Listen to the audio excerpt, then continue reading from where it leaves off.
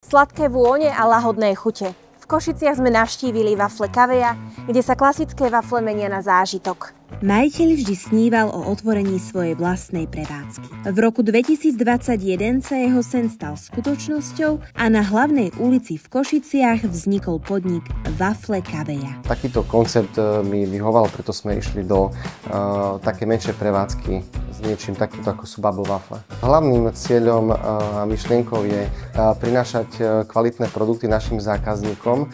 Snažíme sa o konzistenciu a hlavne sa venujeme bubble wafliam. Farebné, arašidové, čokoládové, ovocné, mix 1 alebo mix 2. To sú príchute bubble waflí. Pochutnať si však môžete aj na belgických wafliach. Základných, šľahačkových, čokoládových, džemových, arašidových či z ovocím. Je to konzistentnosť v kvalite našich produktov.